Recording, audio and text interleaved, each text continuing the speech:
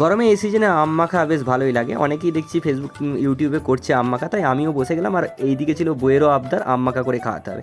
দুটি আম ভালো করে ধুয়ে কেটে ছিলে নিলাম, আর ছিলে নেওয়ার পর দুটি আমকে একটি কাচের জায়গায় রেখে, আর দেখো কলা পাতাটা আমাদের বাঙালির ট্রেন্ডিং, সব কিছু নিয়ে ভালোভাবে ছিলে নিলাম, একদম মিহিভাবে ছিলে নেওয়ার পর জাস্ট এরকম একটা এসছে, দেখতে পাচ্ছ সাদা সাদা, বেশ সেন্টটা দারুণ উঠেছিল।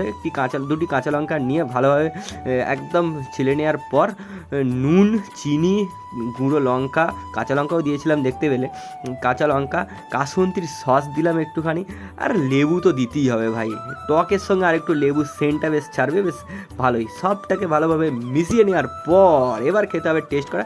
বইয়ের আবদার ছিল আম মাখা করে খাওয়ানোর, এবার বইয়ের ফিডব্যাকটা নেওয়ার পালা, রিভিউটা নেওয়ার কেমন হয়েছে।